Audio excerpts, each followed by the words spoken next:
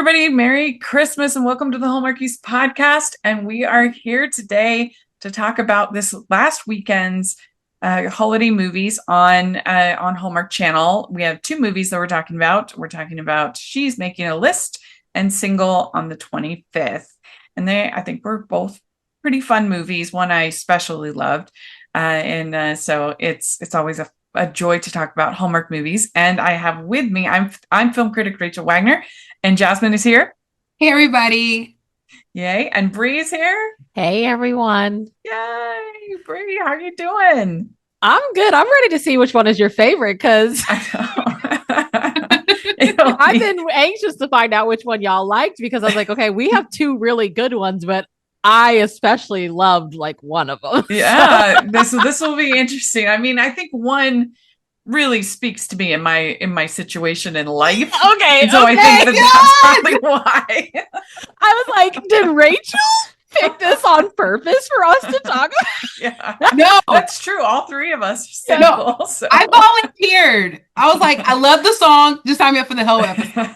Yeah. Okay. Very, very good. Let's talk about She's Making a List first, and because I thought it was cute. I enjoyed it, but yeah, my favorite was Single on the 25th. Yes, I thought it was really good. So, Hallmarkies, you guys heard it for us. It's a 3 out of 3 for all. Yeah. Well, I love the take on she's making a list. Like, I love this take, and give us more. We'll talk a little bit more about it. The premise was actually probably my favorite aspect of it. I feel like they could have had more fun with the premise than they had. Yeah, definitely. But it was a fun idea, and they keep trying, and I like the fact that they're trying to work with Christmas lore, because I was just telling somebody that I was on Fan Effect here in Salt Lake, the Fan Effect podcast, and one of the things I said is that people might be surprised how little Santa and Christmas lore is actually in these movies. Every once in a while you'll get one, but they're really not as like Santa heavy as people think, I think. Yeah. For the most part. So it's fun when they actually do kind of go there. But let's dive in. Let's talk about it. So She's Making a List. This is Lacey Chabert big movie for this season. And it was directed by Stacey N. Harding, writer Joey DiPaolo, and stars Lacey Chabert and Andrew Walker. So they're back together again after their Valentine's movie, which I did not like. I like this much better than the Valentine's movie. Did you like the Valentine's movie? What's that?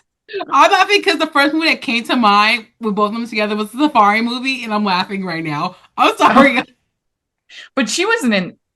No, they weren't in that one together, right? Who was? They were in the Safari movie together. Remember, it's the Safari. They had the green screen background. No, but wasn't that Brittany?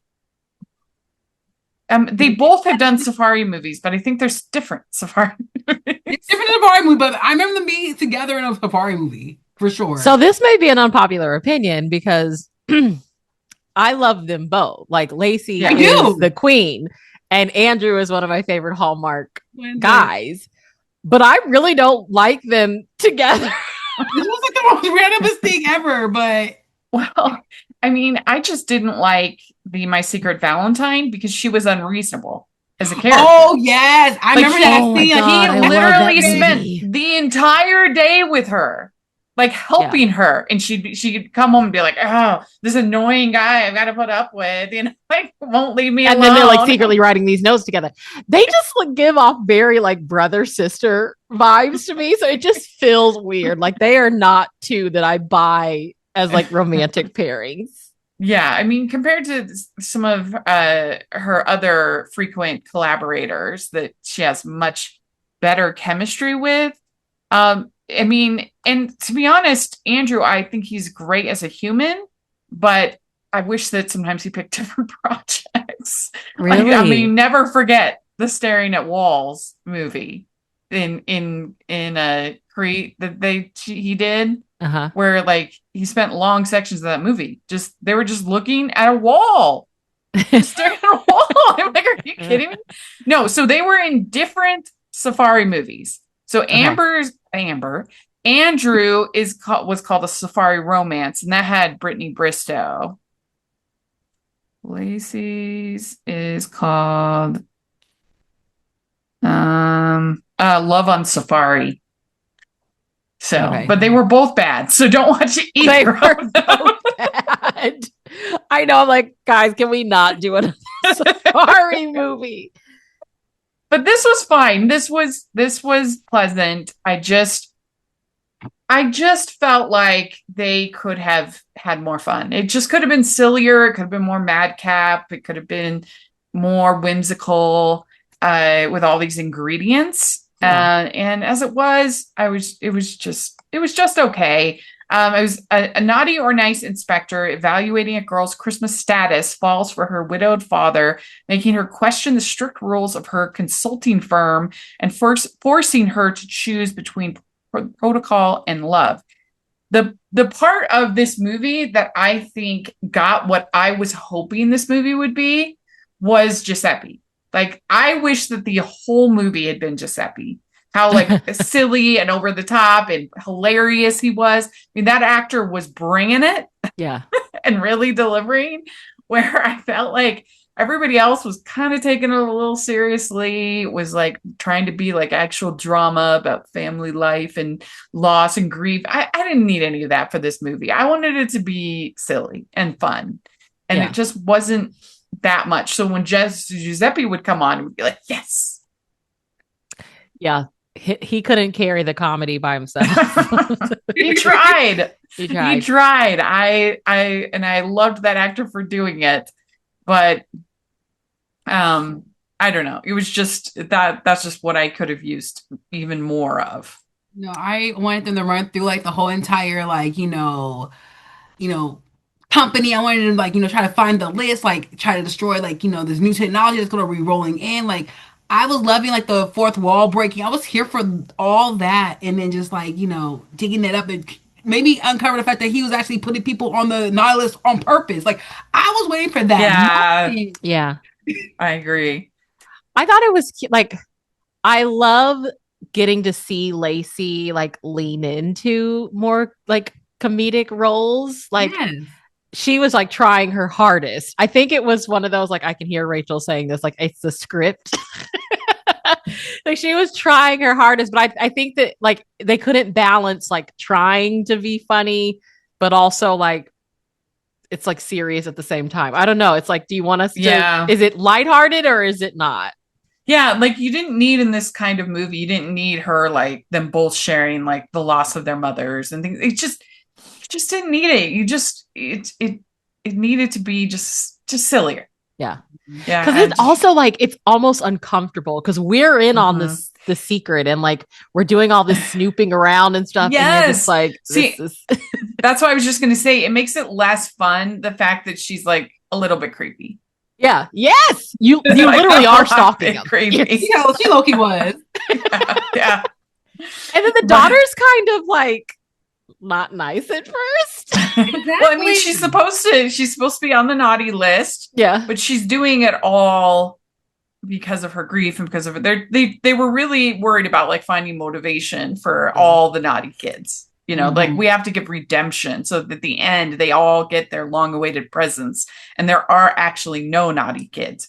Which when I was watching this, I was thinking, did Disney write this? Because this is what Disney believes now. There's no villains. Nobody's bad. Everybody has a tragic backstory. Everybody, is even Cruella de Vil. Even the woman who wants to murder 100 puppies for her miserable darling. Absolutely wretched. Even she gets the sympathetic backstory. It's just story. It's very annoying. And but that's what they wanted to do in this movie. They wanted to redeem all the naughty kids. And Andrew was just kind of oblivious. Yeah. They make him the widow, he's there, but he's not home. I think it would have been really funny if he ended up on the naughty list and then he could have to go into to the North Pole or wherever Santa happens to be and get his name off of the naughty list. So there'd be like espionage on his side of how we're going to sneak in to get my name off of the list. Stuff like that would have been funny. This movie ended up being like a rallying cry against the naughty list and against algorithms. It was like, this is true. And oddly anti-AI, which I'm down with, but it was just kind of, I was not expecting that message. In this movie. Pushing them off their jobs. But I'm not gonna lie, when they said Rudolph was like, he's in charge of like, the outsourcing, I'm like, he's not even wearing a red sweater. Like, why is he wearing green? He's supposed to be red. He has and then I would have loved for them to be different departments where all the other reindeers were in charge of the other sectors of the department. Like, we have Vixen. Oh yeah. That would have been perfect. I would have loved that. Been really funny. Like, man, I had to move from this department because Dancer, he was dancing on top of tables this time. Like at the party last year, I couldn't. Like, I need some type of this. Yeah. You know what the best part of this for me was? What? Antonio was there. Yeah. Antonio is back. Is he back? Antonio, if you ever listen to this, tell us if you're back. Please. I like that. I mean, I'm a little sad because I think he deserves leading role, not this secondary role, but not the guy in the office. Yeah, I'm glad to at least have him back. I was happy about that as well. But yeah, I agree with you, Jazzman. I think that could have been a very fun approach to all this. Like, I mean, they did Rescuing Christmas a couple of years ago, and that had the kind of energy that I was hoping this would have. Where the elves like trying to because she wishes away, Rachel Lee Cook's character wishes away Christmas. And then the elves are freaking out and hilarious. And and then they're trying to figure out, okay, how do we get Christmas back? And if literally nobody even knows what Christmas is, that was clever. That was funny. That was energy. And they just didn't have that here. It was like an odd anti-algorithm.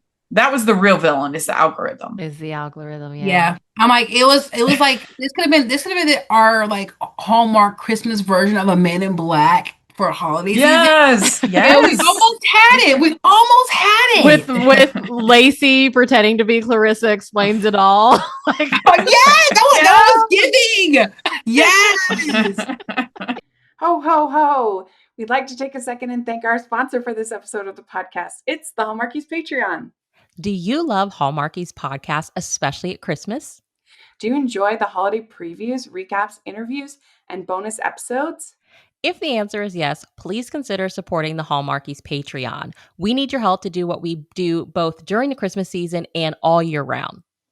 But not only do you help a podcast led by strong, independent women by becoming a Patreon, you get to become a part of the Hallmarkies family. Starting at only $2 a month as a patron, you will have access to our Facebook Patreon group where we talk about the movies, shows, and more all year.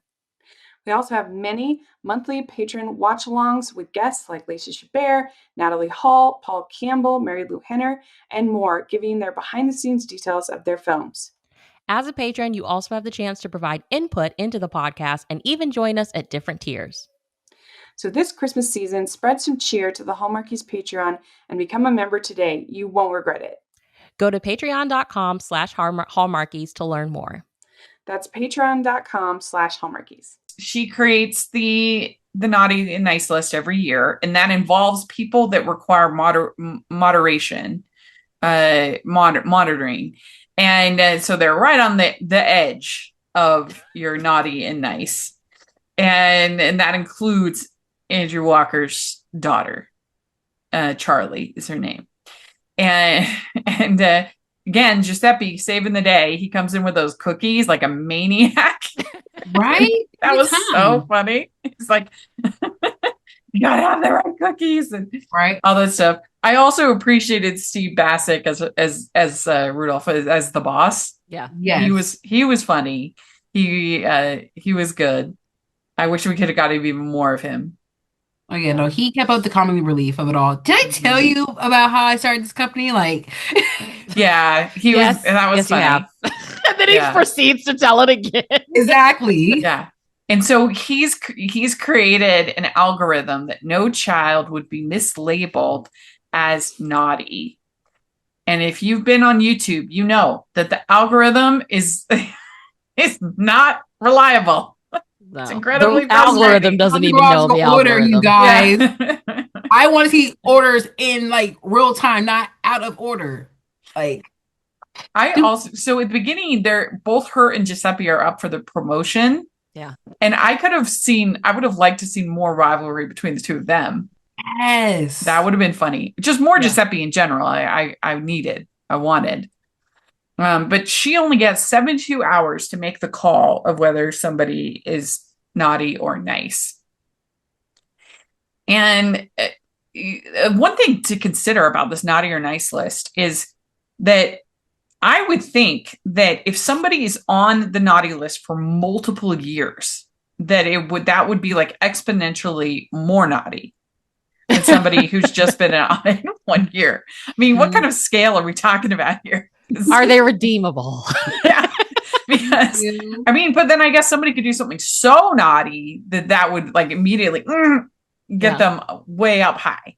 I mean, and I would also like to know, what is the defining line between, we know there's these ones who are right on the line, but what is that line? What's the determining factor of naughtiness? I would like to know. We need that meaning. We need those charts to be on the wall. Like, this is where our line is. Yeah. We have to just go with the fantasy, okay? Or we'll drive ourselves crazy thinking about it. At the end of the day, Santa saved the day. That's all I know. Santa saved the day. That's so cool. He finds her, she's snooping on his daughter, and she says that she's from the electrical company. Yeah. And I mean, this story, you think she would have like more of a backstory. It's hard to believe that this is the only time this has ever happened. Yeah. Yeah. And you would also expect that they would have one of those things from Men in Black, the little Yes, I was just thinking that. It a candy cane. It could have been something. Yeah. You won't remember this conversation. Right? Look at my candy cane. You're going to shoot me with peppermint? But he's not weirded out. He's not weirded out by this lady casing his house, like, at all. The realest part for me is eventually Lacey's like, look, I'm lying. Okay. He asked her out like immediately. Yeah, he did ask her out. Yeah. Let's talk a little bit about his character, because so he's introduced as a food critic, a former food critic, but who decided that he didn't want to pick things apart anymore. So then he's going to work with the places he'd given bad reviews for to try to redeem them. And as a critic myself, I have thoughts about this. So, I mean, I guess in a perfect world, this would always be possible, that you would be able to like work with every single thing that you're critiquing. Right. But if you think about this, then you would only be able to critique a couple things a year. And then everybody misses out on becoming better. And then also people miss out on that guidance to make their purchases. So it depends on who you are thinking about in that criticism is benefiting, right? So if you're thinking as a critic that you're working for the readers who are trying to make decisions about where to eat, then you doing this is actually not nice and not helpful and not good, because now they have less guidance of where to eat, right? And less restaurants have analysis of what to do and what not to do, how to improve, right? This would be a terrible thing if all the food critics in the country were like, I'm going to pick one person, one restaurant that I was harsh on, and I'm going to, dedicate my efforts to them, basically become an employee to this restaurant. That would be a horrible thing. Yeah. Yeah. But, it's easy to make the critic a bad guy when really true criticism is providing a public service to the community, because nobody can see everything, do everything, eat everywhere. And so they provide the public service so that you have the information so that you can make the best choices possible. They're not the bad guy coming in being like, we hate restaurants, or we hate movies, or we hate, believe me, that you don't make enough in any line of criticism to like do it for the ego or for the, for the perks. Maybe in the past time that might have been the case, but definitely not now. You do it because it's a public service to your community, and it makes everybody better. And sure, there are bad critics out there that are unkind and cruel, and that's a problem. But I doubt that was his character here. I was just kind of like, come on. Yeah, he just needed a job for the movie. Yeah, like what you're doing is not actually helping restaurants or helping the public. Yeah. Even though it sounds very magnanimous. Yeah. I don't know. He just like didn't feel like that. I mean, he's the literal love interest, but he felt almost like such a secondary character to me because her focus was so much on the daughter. And then that's like Giuseppe was the comedy, and she had the boss. Like, I don't know. Romantically, it just did not really jive for me at all. I'm just saying that on the surface, this sounds like really great. Oh, a critic that's now helping out the things he criticized. That sounds really like nice and Hallmarky, but in reality, it's not good. Yeah. Honestly, I forgot that was his job till you said it. I was like, oh, is that what he did? Because we're following her so much in the whole project is his daughter. He felt like such a, I don't know, just one of the extra characters. To make y'all feel better, I thought he was a contractor building the pizzeria the whole time. Well, so he was building the pizzeria because it was the company that I thought he was the contractor. He had trashed. I'm like, oh, he's building, he's helping the contractor and doing. I'm like, oh, I didn't know he was a food critic till right now. Yeah. Well, they want to call this pizza place. They want to call it the Pizza Shop. And he's like, it's like naming your dog. Yeah, that was funny. I like that part. I mean, you do have Pizza Hut. That's not that different. Yeah. So, and then he asked his daughter her opinion, and then it just turns into a good thing. That was a sweet scene. I do remember that. Yeah. So then we have their second meetup is at the tree lot, and we have a classic Hallmark rom-com fall on top of each other. Yeah. Kind of thing, which always makes me laugh. And the kid wants the hideous tree. She's like Charlie Browning it. She wants like the ugliest tree. I thought that was sweet. It was. Because then nobody else will take it. It'll just be stuck here. Yeah. It was funny seeing all the little kids with Santa at the tree lot. Oh. And the one sneezes on it. How far we've come. You would never have seen this in post-COVID. Yeah. You've never seen Santa getting sneezed on. I've never seen a Santa Claus at a tree lot before. Maybe I'm going to the wrong ones. I haven't. You're right. I haven't either.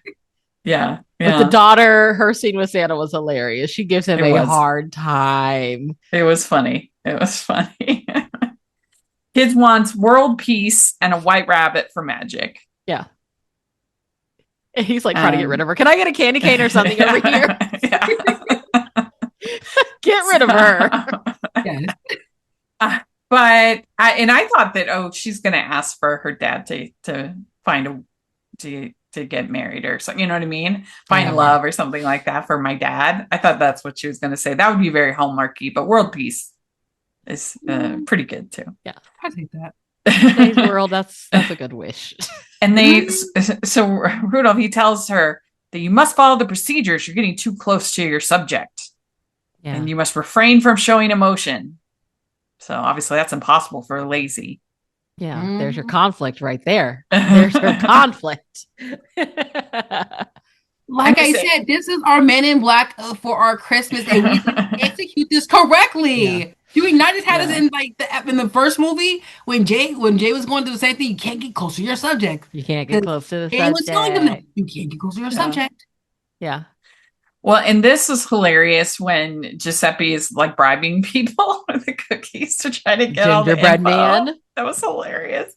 I'm was not good. gonna lie. The Fred guy, I'm not gonna lie. I wish they would have brought the Fred from Drop Dead Diva to play Fred. That would have been play Giuseppe. Iconic in itself because he's at the desk by himself. That would have been iconic. That would have been really funny. Y'all slipped it on that one. Mm-hmm. So they want to name they talk about suggesting Sips and Slices. I think it's a pretty good name for a pizza place. You know, especially what? doing like pizza and wine. Mm-hmm. You don't actually have that like pizza and pizza here in Utah. Yeah, here in Utah, it would be so we love these dirty sodas. Mm. I was like very popular here. If you all come out, I'll take you to get sodas.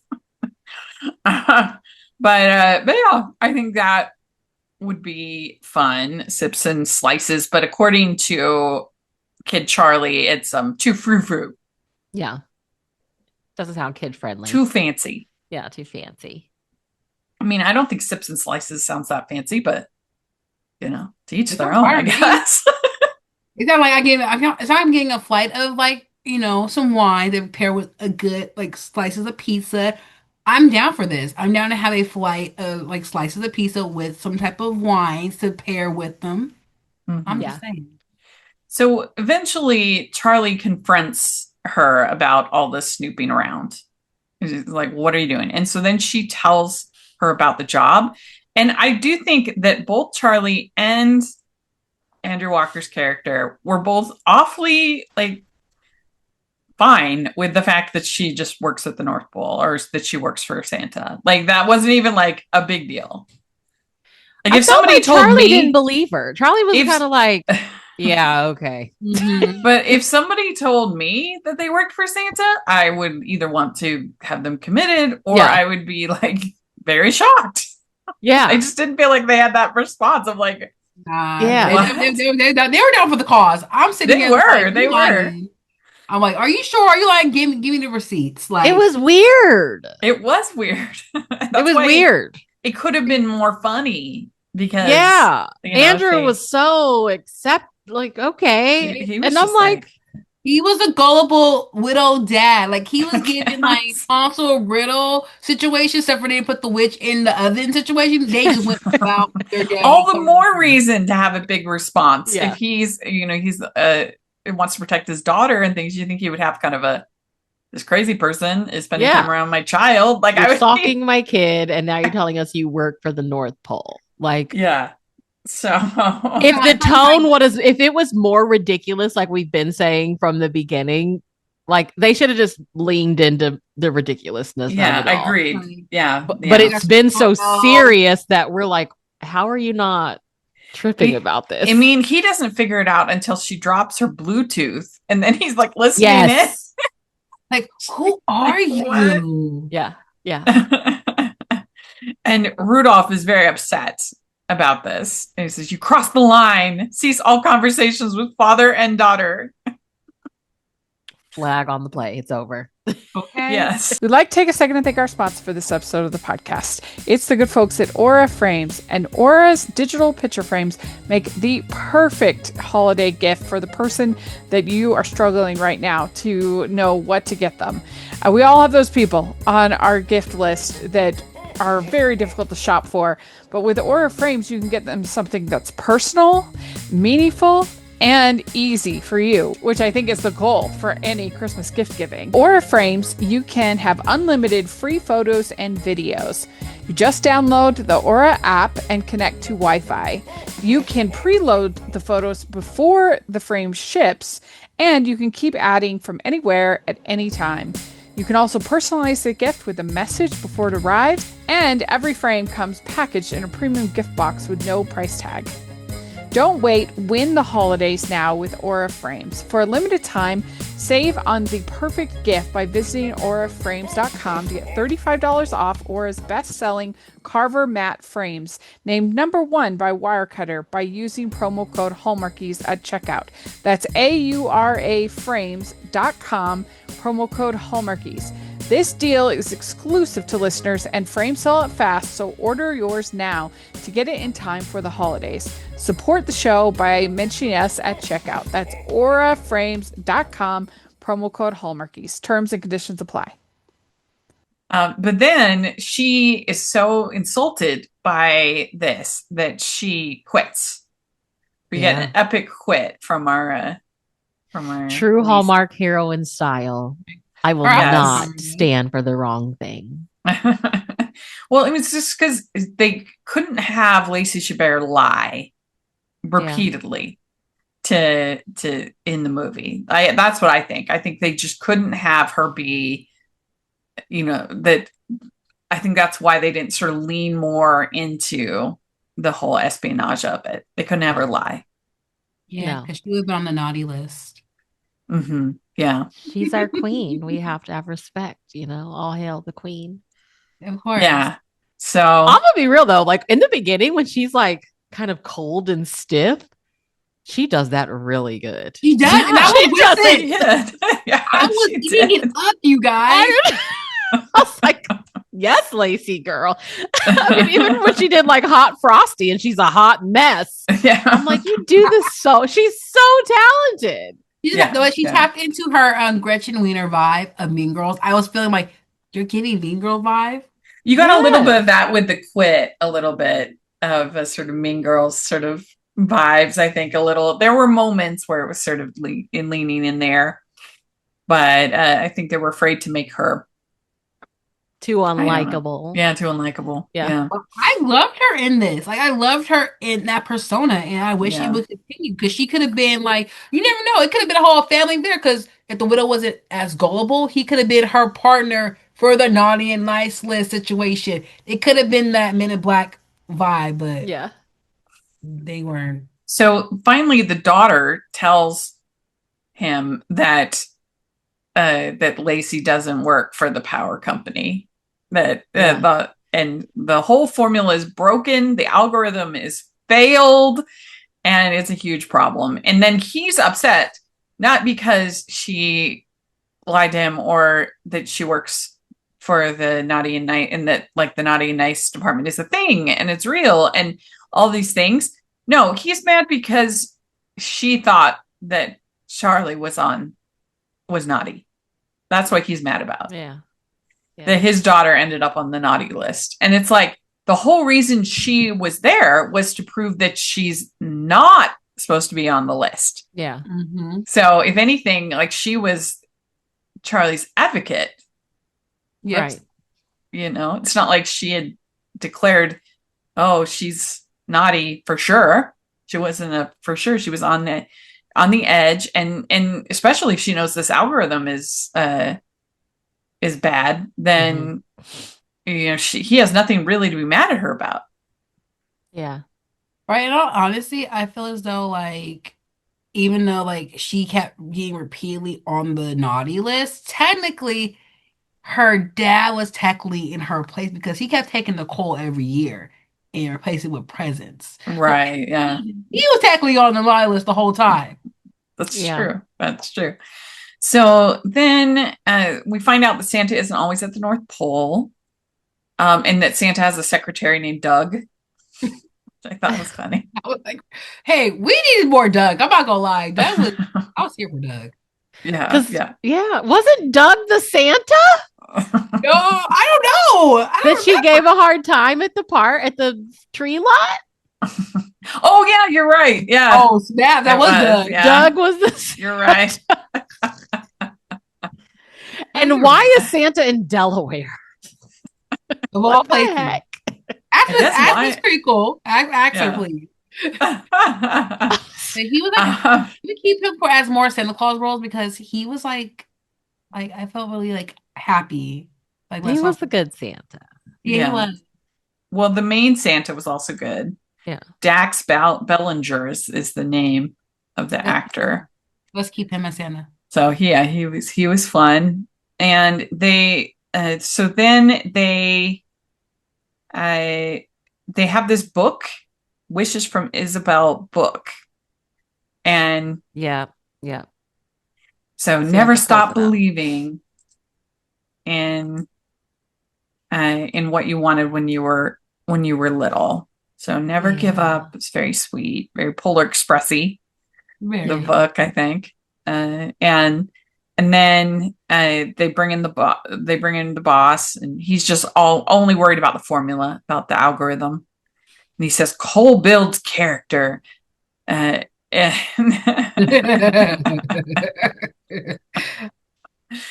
mean, the truth is the coal would be pretty expensive nowadays. It's not cheap. I just got some barbecue coals from the pantry. That's what I did. Yeah. Again, both coals. He got mad. I was just playing. Your friend's over there, but he was.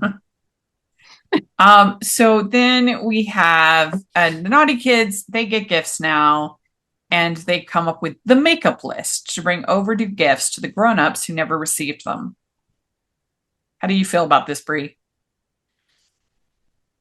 I mean, in a Hallmark world, we gotta be nice to everybody in the end, even your old boss and Giuseppe. It made me think of like the Santa Claus when he brings, the ex-wife and the new husband their little presents. So I'm like, okay.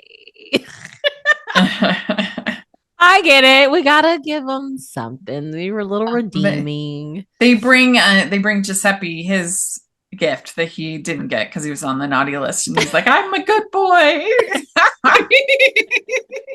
which was really funny. Justice for Giuseppe. Pinocchio too was perfect because he was Italian and Pony's Italian. It was so funny. So then she makes a list of all the Christmas stuff that she wants to do instead of the naughty and nice list, and he reads the list. Andrew Walker reads the list, and he's like, "We can do this one, but you don't need mistletoe for that." That was cute. That was a cute part, though. That was cute. Yeah, I love Andrew. I don't want to see him and Lacey in a movie together again. But... yeah, I agree. I'm kind of mad at him so gullible. That's the only thing about this. Like, why is he so gullible in this movie? Yeah, I like Andrew in the Three Wise Men movies. I feel like he's so good. He's almost better as an ensemble player. Yeah. But yeah, that movie Message in a Bottle or whatever. You know which one I'm talking about with what's my girl's name? She wrote the book that was like she was on one of those CW shows forever. I don't know. I don't know if she's on anything this year. Bethany Joy. Mm-hmm. Yes. Yeah. I love that. So like Message in a Bottle, like he's so perfect in that. That's movie. What you need. That's what he needs. Yeah. But like recently, I mean, The Adventures in Love and Birding was pretty good. The Reluctant Royal, Jingle Bell Run was okay. I've enjoyed The Curious Caterers. For Love and Honey, that was the Wall movie. That was brutal. The Honey movie. What was it called again? Jingle Bell Run last year was for cute. Love and Honey. Yeah. And then that Safari Romance was absolutely terrible. Mm-hmm. So hit and miss, as we all are like to do at times. I would give this one 3 crowns, but I was really hoping that I would love it. So it does feel somewhat disappointing. Yeah, 3 feels pretty solid, I think. Same. We're doing 3s all around. Yeah. It's okay. I'd like to take a second to thank our sponsor for this episode of the podcast. It's Uncommon Goods. The countdown is on. Holiday shopping season is officially here. Uncommon Goods takes the stress out of gifting with thousands of unique, high-quality finds you won't see anywhere else. Don't wait. The most meaningful gifts get scooped up fast, and now's the perfect time to cross names off your list. What I really liked when I looked at their website is that you can go to the exact category of the person that you're shopping for. So you can look for gifts for women. And then in particular, they have a whole section for moms, for grandmas, for wives, for teenagers. And within each of those categories, there's all these creative ideas. And I had a lot of fun looking at the teen category. I have some nieces and different things that, would be fun to shop for. And I love the creativity in so many of the gifts. You've got create your own reel viewers. You've got a photo and label printer. I definitely think there is something for everybody, and it's worth checking out their site. And it's also nice that when you shop at Uncommon Goods, you're supporting artists and small independent businesses. Many of their handcrafted products are made in small batches, so shop now before they sell out this holiday season. And with every purchase you make at Uncommon Goods, they give back $1 to a nonprofit partner of your choice. They've donated more than $3.1 million to date. So don't wait. Cross those names off your list before the rush. To get 15% off your next gift, go to uncommongoods.com/Hallmarkies. That's uncommongoods.com/Hallmarkies for 15% off. Uncommon Goods. We're all out of the ordinary. All right, let's talk about Single on the 25th. Oh, yay. Yes. Hallmark got it right. They made a movie for the girls for real with this one. Old school Hallmarky, Hallmark movie. I'm like, I'm here for it. Yeah. So this is director Jonathan Wright, writer Joie Botkin, Lindsay Fonesca, and Daniel Lissing. And it's the story follows a 30-something who spends Christmas alone in the city, only to find unexpected companionship with a handsome neighbor. And I think that this is by far the best that Daniel Lissing has been on Hallmark. He was so good in this. He was so charming. Yeah. He was so likable. He was so, and the fact that he's in finance and he's that likable, I think is amazing. Kind of broody, but you know, I don't know. It just was like, I want to crack the code. What's your deal? Yeah. And I got the chance to interview him. They did one of those podcaster junkets. Y'all should listen. But I thought that he was so good. He was a great interviewer. He was great answering the questions. He was thoughtful. He was fun, silly, just like really good for that kind of an environment. And he spent over an hour with us, the different podcasters all asking him questions. And I was very, very impressed with him, both in the movie and just also in general. Yeah. And I haven't not been a fan of his, but even on When It Calls the Heart, I felt like sometimes he was a little wooden and flat. In this, he just had such personality. He was so good. Yeah, I loved him in this. Yeah, he was fantastic. Mm-hmm. They were great together. They were really good together. And I just got to give 100% of the credit, though, to Joie Botkin. This script is absolutely excellent. Yeah. And what I loved about it is that it never felt patronizing to me. Because if they had come out and said, like, everything's better, being alone, everything's great, it's perfect, you never feel sad, you never feel, then that wouldn't have felt authentic. That wouldn't be true, right? If they had tried to kind of play that, then I would have been irritated by it. But they didn't. Like, it was pretty messy. Like, things weren't, like, just perfect, that like she could make the cookies and be like, oh, that really wasn't as fun by myself. I was like, clearly whoever has written this has been on Threads, okay? Scrolling through the Single Girl threads that we all sit and read, I feel like, because she was very honest of like, I can do this by myself, but like I still want to be in love. And I feel like that's how we all feel. Like, exactly. I don't know. So many women are choosing peace, like they're choosing peace over chaos. But when we have our moments, you're like, yeah, but I still like really would like to be in love. Yeah, that's why it felt emotionally true. It felt honest, where it could have felt very cloying and very, again, patronizing. And so I was kind of nervous. I can't remember what I gave it in the preview, but that it would be kind of placating the singles as opposed to like really representing the experience. And I felt like it did. It represented kind of, I mean, I've spent many a holiday season by myself because a lot of the times my parents will go visit one of the siblings with kids over the holidays. And so we'll do our celebration like 2 weeks before or a week before. And I mean, it makes total sense. Of course, my parents are going to want to be with their grandkids, during Christmas. And so often I would actually be alone for that week of Christmas. And it's fine. Like, I'm an adult, I can handle it, but it's not to say that it's better. That would not be true. It's okay to say that it sucks. and it's okay to say that it sucks sometimes. Yeah. And they did. That's what I liked about it. I feel like this is one of the truest holiday movies they've done in a Yes. long time. Like Mhm. we always, when you and I, Rachel, talk about Up, we used to talk about all the time, like they make movies for the girls and the 30 somethings and the 40 somethings. Hallmark Yeah. has always been the fantasy. And it feels like with this one, they really tapped into like, this is what women in their 30s and 40s who are single, Mhm. Mhm. whoever's reading the Substacks, they captured this correctly in this movie. Like, Yeah. it's how we all feel. I think we all feel. Yeah.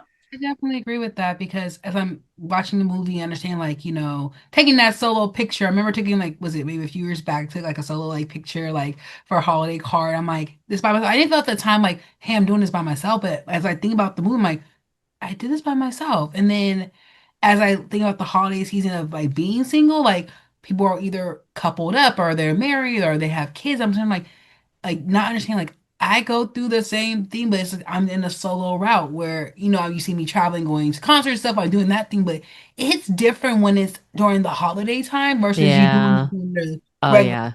the Mhm. regular year because you're like I can do this by myself, I get to meet people, but holiday you feel like you have to be with people like you want to be with people at the same time like I could be by myself playing Pandora, like my Cheetah Girl playlist for the holidays and just dance away, baking cookies.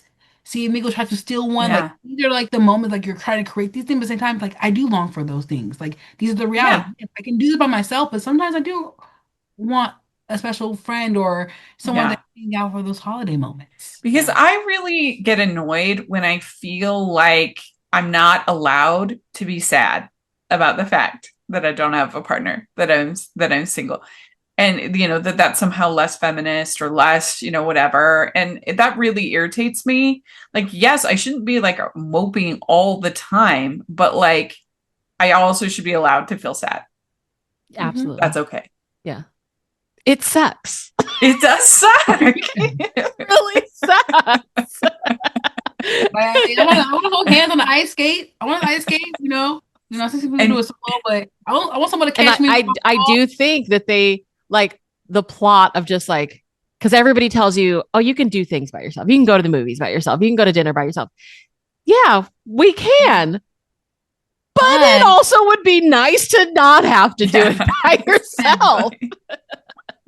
and at the same Yeah. time, it does challenge yourself as well because I remember my friend told me, just go to dinner by yourself. I'm like, oh, it's kind of awkward. I'm like, and I finally did it for the first time. I'm like, this is not bad, but it's just getting over the courage of like, I feel awkward. I'm looking around like people Yeah. are with people. You're judging, like, are they judging me because I'm by myself? You're doing X, Y, and Z. And kind of get you out of that bubble. Like, I can do these different things with or without a partner or with family or Yeah. friends, but just learning how to be with yourself single and Mhm. Yeah. dating yourself single. But this is different during the holidays. Like, how do I treat myself during the holidays? How do I take myself out during the holidays? And not, I love how I'm gonna talk about it later on in the episode, but just about how Hooper was just like, don't focus on the couples around you. Just this is your solo moment. This is it. I'm Yeah. like, wow, Mhm. I'm like, this is it. I did take away something that I want to do. Like when she writes herself the Christmas card, I was like, I'm going to do that. I'm going to get a Yeah, that Christmas was card and write it to Oh sweet. myself. yeah. There was some stuff that is like that would be pleasant to do alone. That would be thoughtful. That would be. I mean, even the cookies. I think I would be fine. I would enjoy that doing that alone. I mean, Mhm. it's one thing if you have it as part of your tradition of doing that with others, and so then when they're gone. But if you don't have that tradition, like cookie making seems like a pretty good solo activity. But then there's other things that you would feel it more. I mean, I do think the whole I eat out alone frequently, but I think that's probably one of the harder things because you I don't have haven't done anybody that to yet. talk to and you're but I love those scenes at the restaurant that Yeah. we're alone together. Hmm. That was very That was sweet. sweet. It was I very haven't done the go nice. out to eat yet I mean, I go to the coffee shop all the time by myself, but I've Yeah, never. usually it's more quick service kind of a plate kind of Okay. places, Yeah. not super fancy like that. But I've done it, but usually it's I think travel and I think dining are probably the two most like socially awkward single experiences. Yeah, Hmm. it's a hit and miss. 'Cause I remember it was a couple years ago for my birthday when I went to San Diego. I went to this Italian restaurant is in the in Little Italy, and I didn't get a table by myself because it was just so packed. Like it was like a popular place, and I just sat at the bar area. Everybody's waiting for tables and stuff. And I just sat next to the guy. He was eating by himself. Like he was sessioning. Like, Yeah. it was just like I felt awkward. I'm like going by myself. This is weird, but he didn't make it as awkward. People were just talking from other places, like where they're from, and we're just having a good time. Like we said bye to each other. It was just like that is something I will sometimes do, is sit on the bar. I love. There's this place called the Copper Onion here in Salt Lake where they have a long extended bar area that looks onto the chefs, which is fun. Like you just feel more integrated into things. It feels more like an activity. And so that's probably the one that I do not get, that has a stigma of like, don't do this alone. I don't understand the whole, I can't go to the movies alone. Because I can't wait to do that. I'm just waiting on the right movie. Girl, it hits different. Especially when you do a double feature. Go potty, go fill up your popcorn can again. Keep going. Yeah. Every once in a while you see it talked about, like, I can't believe people go to movies alone, or I don't want to go to the movies alone, or whatever. You see it on Twitter. And I don't understand it. Like I can understand going to like dancing where you don't have a date, or going out to eat alone. I can understand because there's an expectation of companionship, whereas that's not the case. Like you are actively not supposed to talk to another human being in a movie. You are actively not supposed to spend any interactions with it. So like, I just don't understand why there's a social stigma. And the only thing I can figure out, I've thought about it a lot, is just because movies became very tied with dating, like a dinner and a movie, dating. And it became kind of a dating ritual. And so that's why it's seen as an activity that requires companionship, but it's really not. No, you're not supposed to talk. You're not supposed to talk. My aunt tried to do that during Zootopia 2, era mumbling, like from two row, like from a seat. Because it was like me and then my cousin and her. I'm like, yeah, we're in the movies. Like, I'm trying to watch the movie. I love it. Stop talking. I think that, personally, I think that talking is way more bothersome than the phones. Like you shouldn't do any of it because you should be respectful of all different people and what bothers people. But personally, people talking, I think, is way more distracting. Yeah. Than if someone gets out their phone. I don't know. I can't wait. Like to talk in the theater if it's a comedy movie and you're talking back to the screen, or it's a horror. Like that's the only time y'all should be talking to the screen or talking to you. Like, what they thinking? That's the only time. Yeah. Only time. No, you know what's interesting too about the movies is that in my experience, it's actually older people that are the most disruptive in the movies, not teenagers. Because teenagers get kind of a bad rap, I think, sometimes. But like most of the time, my experience with teenagers is pretty positive. But like usually it's like the older people who like don't realize how loud they are and don't realize how they speak. Like, I remember going to this Susan Sarandon movie. I can't even remember what it was called. And this older woman, and she was making all of these comments all the way through the whole movie. And it wasn't even that good a movie, so I didn't care. But she would just be like, oh, she shouldn't get in that car with him. She's providing commentary. She thought she was at home. You know, at home, we talking like, I know she ain't doing this. Yeah. Yeah. Like her. But so I do think it was very interesting that Joie had him be in finance, that he is working for a hedge fund. I mean, these are usually very wrong guy territory for a Hallmark movie. Oh, yeah, definitely. He's doing keto. Like, there's so many reasons that would be like red flags in the world of Hallmark in the beginning. He already broke his keto. Yeah, he broke the keto. Yeah. And so then we have she makes the cookies, and I wrote down making gingerbread as a couple activity. When did that happen? Her taking the carriage alone, that is a very coupley activity. And she realizes it very quickly. She does. That's like me going on a Ferris wheel at the fair. It's kind of like me, like I want to go on the Ferris wheel, but I want to either be with a friend or with someone. Yeah. You know. Mm-hmm. You know, but like literally, but I like can go by myself and have a plus one. him walking next to the carriage. I was like, that was very cute. It was cute. Like, we're doing something here. We're really doing something here. The one part of the script that I thought was a little cloying and a little over the top was her going to this support group. I'm like, come on. Oh, yeah. Her best friend kept recommending it to her. Yeah. I was like, come on. Like, it's not like an addiction. It's not something that you have. Like, I don't know. That's the one thing that didn't add anything to the story, like, at all. No, and it just felt kind of phony to me. Like, you're treating being single like it's a severe illness, like cancer. And it's not that bad. Yeah. It sucks. We talked about that, but girl, these days we're going to listen to a podcast. Over the top. We're not going and sitting in a singles therapy group. That was too much. That was too much for me. That could be a good, funny. I'm letting that in my brain because that could be a good, funny movie for the holiday time, but more a comedic versus like that scene. Just saying. Yeah.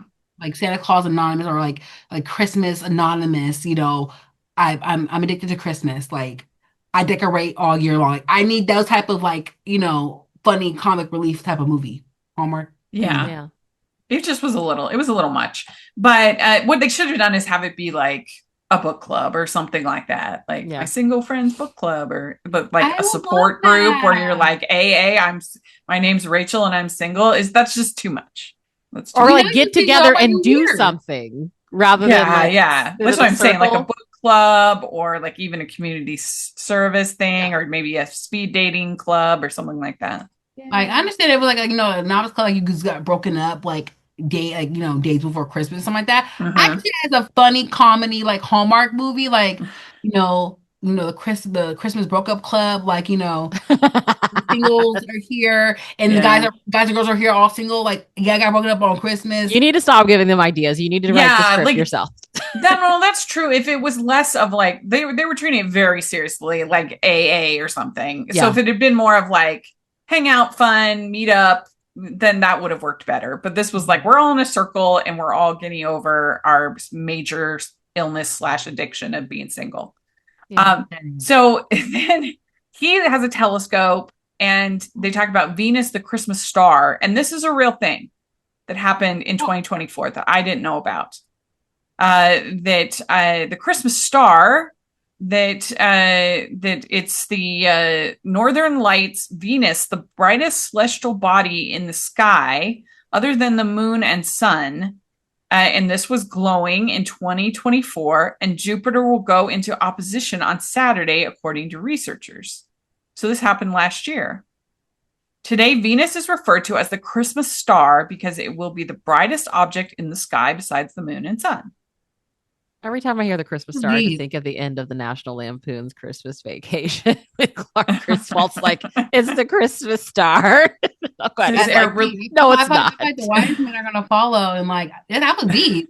It says religious texts give reports of a particular star, the Star of Bethlehem, which guided the prophets and religious philosophers of the time. Astronomers believe that the star that guided the prophets at the time could have been Jupiter, but Venus this year is being referred to as the Christmas star because of its prominent visibility in the sky. Way to go, Venus. So Venus. I appreciate it in these movies when they work in something about Christmas that I've never heard of. Yeah. We've had a couple. We've had it's harder and harder to do, obviously, because I've seen so many of these movies. But in one of them, they talked about, I think it was Newport Christmas. They talked about the very first 30-second film thing was with Santa Claus from 1898. I never heard of that. So that was fun to learn about. And I didn't know one of the movies this year talked about that Jingle Bells was the first song sung in space. I didn't know that. Wow. So I don't know. It's fun when they find new things. Yeah. We need to have a fun fact episode of different holiday things that we know about songs and yeah, that would be fun to just at least do a short. Yeah, that would be fun. Things I learned from Christmas movies 2025. But I do need the affirmations though from this coffee shop. Her first day, going single. I need those affirmations. Those 3 were they were good. And we find out he likes Pride and Prejudice, so he's obviously a winner. That's a green flag. Green flag, yeah, that's green flag. And then they go to the fancy restaurant. We're eating alone together. That was very sweet. Really worked well. We'd like to take a second and thank our sponsor for this episode of the podcast. It's the Hallmarkies merch store. Are you looking for that perfect gift for the postable, Hardy, or Hallmarky in your life? What about getting that t-shirt or hoodie that will help you stand out at your next holiday party? Now is the time to check out the Hallmarkies merch store. Full of festive designs by artists like Jessica Miller, Carrie from Hallmark Comics, and more. You can even have more than just shirts, but totes, cell phone cases, notebooks, mugs, and more. And it isn't just Hallmark. We have designs for Anna Green Gables, Man from Snowy River, The Nanny, and more. Every purchase at the merch store goes to help support the podcast and allows us to make the great content you know and love. There are frequent sales, so go to tpublic.com/stores/Hallmarkies or see the link in the description. That's tpublic.com/stores/Hallmarkies. We also she has holiday single bingo, and that was fun. That was cute. I did think it was funny when he sees her at the coffee shop and she has the largest cup of cocoa I have ever seen in my life. Oh yeah, this big red mug like in the straw. huge. Go big or go home, y'all. Yeah. I was just thinking, like, this movie is set in Chicago. Chicago is so cold. Can we talk about this? Yeah. Who is sitting outside drinking hot chocolate right. in Chicago? Yeah, you supposed to be like bundled up. I've seen the snowstorms, like and windy. Like, it is cold and windy. Yeah, We're you're not right. sitting outside. Especially when she was holding that bag of Chinese food in the first scene when she locked herself out, leaving her keys and stuff. Yes. And Although, did you all watch My Secret Santa on Netflix? Did you watch that one? So no, in that one, they obviously filmed it in the summer, but they, instead of just being like they did in this, just be like, who cares? They decided to add a visual effect in every shot outside of them expelling air. It was so obviously not real because it was so over the top. It looked like they were vaping in every scene. Oh, no. right. It was so ridiculous. Like, you just... we know how to dispel belief. We know you filmed it in July. You don't have to do it. Was absurd. I did enjoy the movie, but that aspect of it was like, it looks like they are constantly vaping.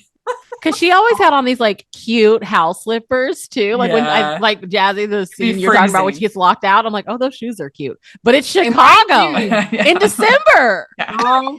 And mind you, when they were eating egg rolls and they only took one bite, I already knew they were nasty.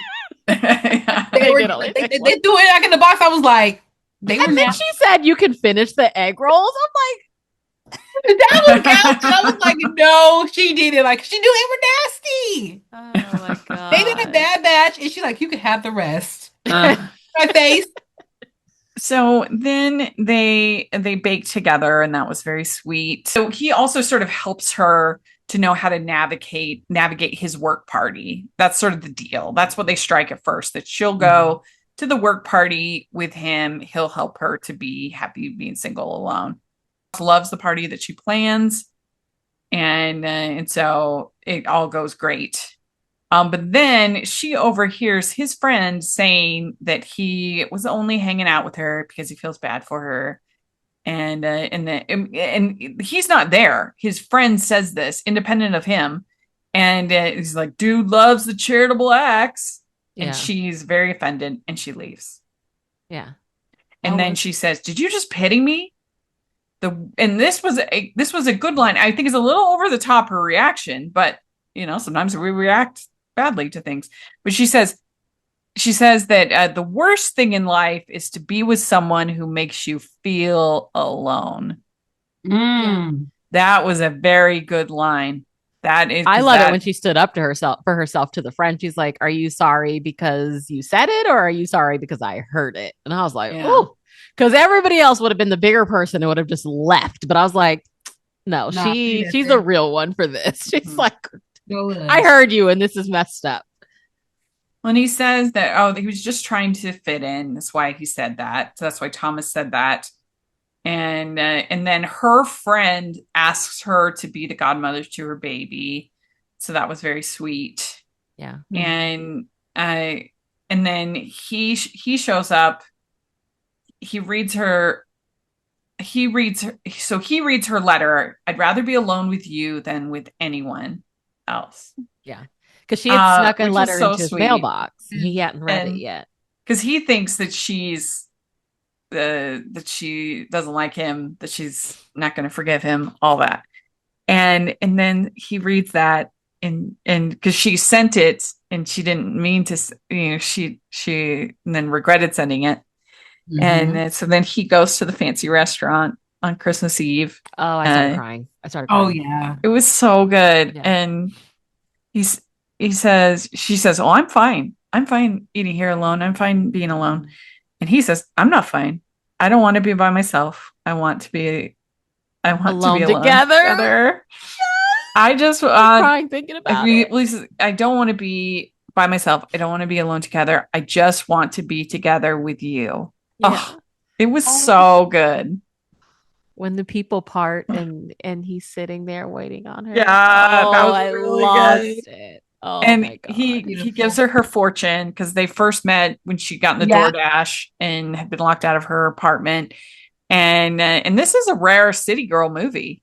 Full on, no moving to the country.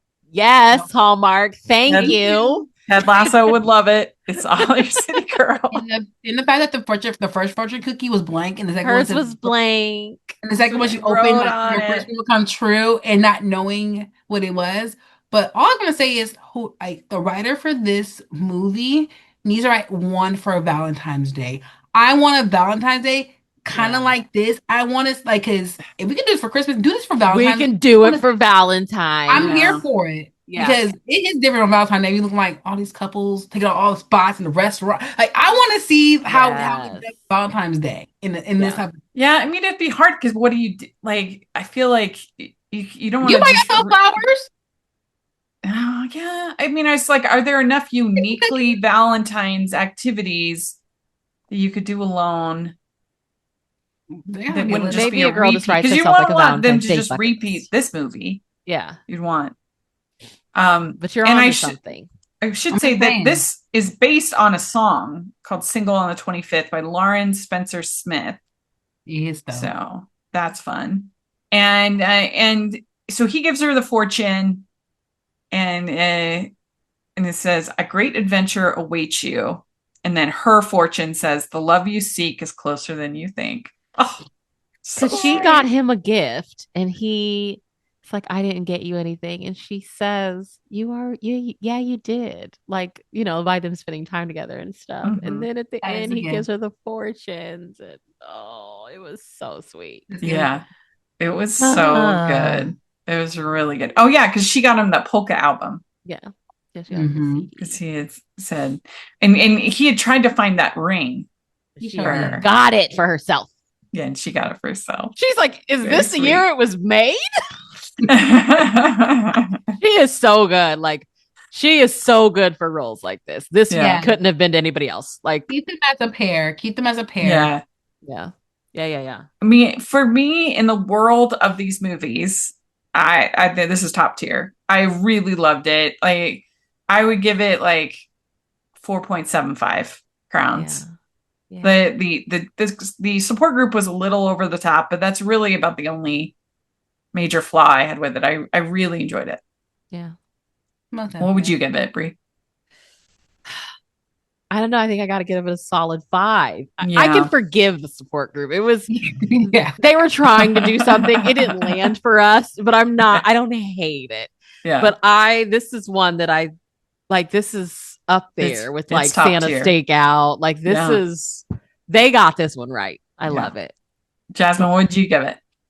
I would give it a 5, and it will make me want to venture more out into doing stuff holiday wise as a solo single gal of myself, because I'm doing stuff like the movie stuff, doing the concert. I've done that, but at holiday times, because it's hit and miss because you want to do stuff with people. But now I'm like, no, you can still do stuff by yourself. Let us know what your favorite activities, our solo listeners, our single listeners. Let us know what you think are the best activities to do alone. Yeah, we'd love to have that in the description, in the comment section. But yeah, I mean, I'll just give it the full on 5 because I really did enjoy it. It's definitely one of the best of the year, one of the best they've done in a while. It was really good, and I give full credit to Joie for that script. And can I just nailed say, it. Her apartment was so cute. Yes! So cute. It really was. Apartment. Mm-hmm. Yeah. And there were just so many landmines that could have made this not good. And I just very, very impressed that I'm impressed that Hallmark even allowed this to be made, to be okay. It does not feel Hallmark at all. No. Yeah, it really doesn't. So real quick, I'll talk about the Christmas experience special that they had also this weekend. So this was pretty much a Hallmark infomercial. It was very cheesy. It was very nothing felt authentic or real, but it was fine for what it is, of like selling the experience and Hallmark as a brand and everything. And you had some performances, Mickey Guyton, you had Brad Paisley singing. We had the announcement of Lacey filming Holiday Ever After, a Disney Wish Come True.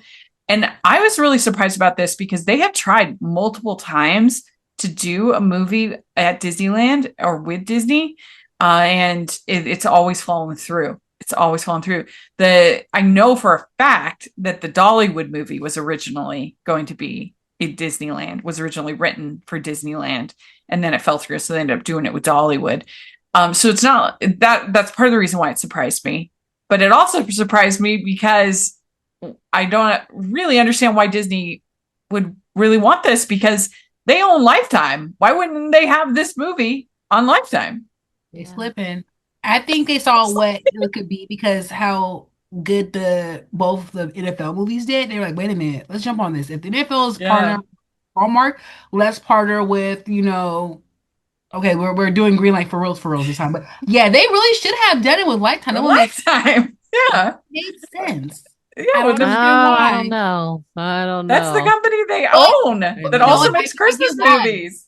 I get why, because where Lifetime is now, what type of movies they're producing, they want to keep that child element with the Hallmark brand, so they kind of see where it's at. But they could have kept it in-house. I mean, also merchandise. Gotta think about merchandise. During the rest of the year, I'd understand because Lifetime does more of the thrillers and the trapped in the ripped from the headlines and stuff like that. But during Christmas, they're still doing the rom-coms. So I that's just why it surprised me, both because they tried I know they tried multiple times before, but then also because they own the competition. So it's kind of surprising. But it'll be fun. I'm super excited. I mean, it seems like a perfect match. Yeah. I mean, it's Disney. They're like, we're going to work with whoever we want. We're Disney. But no, they knew the market. They knew that if they did you got to do it with Hallmark. They got to do Hallmark. If they would have did it on Lifetime, 10, the families were not going to go to Lifetime. They know it's television for women. They know it's this. But if they know it's Hallmark, it's family atmosphere. They knew what they were doing. Well, it makes sense too, because they have so many Disney ornaments and licensing and stuff like that. So they're going to be able to work all of that into the movie. And then they did have that in the special. They went to the merch store or whatever for the experience in Kansas City. And, they had this whole long interview with one of the ornament makers, Jesse Schramm, interviewing the ornament maker. And then they had a section about postcards to the troops, the USAA. And so that, that's cute. And they had Christmas tree lighting. And it was kind of funny because they were all sort of teasing Robert Buckley because he's the only American there. Everybody else is from Canada. Oh my gosh. So like they were particularly teasing him that he couldn't skate because, oh, you're American, you can't skate, you can't ice skate, which I thought was funny. We had a little When Calls the Heart thing with Aaron and Kevin there talking, and they didn't make the announcement about season 14, but we have had the announcement about season 14 and that Lori's coming back, Abigail. So that's very exciting, fun. We have Yes. Yeah. And we had Tyler. He, he ends up giving friendship bracelets to these women. And there's like, it was cute. It was funny. They're friends for life. And then Paul Campbell makes this special drink for one Hallmark fan. And then BJ Briz there as well. And they sing for BJ and Paul sing for her, which was funny. And but yeah, and then they teach Robert Buckley how to skate. That was good. So, I mean, this was very, very cheesy, and it's just like an infomercial for Hallmark, but did they announce like the next? It was pleasant enough for what it is. Did they announce like the next cruise that's not sold out yet? Because I'm down to take one for the team and get a ticket. And you totally have to. You should. Like, I've never been on a cruise before. Like maybe this will be the first. Like this is what I experienced on the cruise, you guys. This is the tea from the Hallmarkies podcast. That would be so fun. I would love that to have your reels and stuff. Yeah, like, that would be really fun. I'm just gonna sit there like, what is going on? Like reporting live for Hallmark Pod. What's going on? It's all girls on this trip. Like, what's happening? Yeah, I did write down. I said this feels like something from a different era, and I do think that is true. That this, just how corny it was, and just how it does feel like 2016 Hallmark, not 2025 Hallmark. But I guess it's good. They still got it in them. They can still do it. It's never going away. So that was the Christmas holiday experience. It was all hosted by Ben Ayers, and he's good, good host. So it was pleasant, but very, very corny. And Single on the 25th, that was the true standout. It was really good. Highly recommend checking it out. Make sure you listen to our interview with Daniel Lissing. That was a lot of fun. He was very, very charismatic. I was very impressed with him. So definitely check that out. And thank you to both of you. This was so much fun to talk about these. Thank you for having us. It was a blast. And Bree, where can people find you? I'm around. I'm occasionally on the Instagram at Bree unabashedly, and that's kind of it for now. So very good. And Jazzman, what about you? You can find me on Instagram and Twitter, even though I'm getting back on Twitter, y'all. I've been slowing it down, but you can find me at Shreem16, SHREEM16. Great. And you can find me at Rachel's Reviews, all over social media, iTunes, YouTube, and on Rotten Tomatoes. And right now at KSL Movie Show, I've been working this year at KSL Movie Show, and that's every Friday at 11 Mountain. And then you can listen to the episodes on the podcast after. So just look up KSL Movie Show. You can listen to the episodes. I think they're really fun, and I would just be so grateful for any support that you can give me on that. I would be very grateful. But make sure you're all following the Hallmarkies podcast all over social media. And if you are listening on iTunes, please leave your ratings and reviews. That is the best way that you can help the pod, is by leaving those reviews. It helps the algorithm, the evil algorithm. The evil algorithm. Right? Remember, they're trying to replace a list. Like the naughty list, the evil algorithms helped by those reviews. Please, please. Remember, they're probably the AIs. They're probably the AI people to take over for the yeah. And if you are watching on YouTube, please give the video a thumbs up, subscribe to the channel. We would love to get to 10K subscribers by the end of the year. We're so close. So please, please, please like and subscribe. And then we have our Patreon group, which is the biggest way you can support everything we're doing. And I'm so excited because we are going to have Ken Kupuris, the writer of Mistletoe Murders. He is going to be joining us for Q&A. You'll be able to ask him all of your fun Mistletoe Murders questions, all of your theories, everything. It won't be recorded, so he'll be free to answer whatever you want to ask. And this is available to anybody that signs up for the Patreon, can participate any level in this. And we do these monthly activities, super fun. And you can also listen ad-free right now to both podcasts right now as a patron. So we really try to make it worth your while. And we have the merch store. We have tons of fun festive designs, and we have designs for the movie fan in your life, for the Hallmark fan. So check it out. And thanks so much, everybody. We'll talk to you later. Merry Christmas. Bye. Merry Christmas, guys.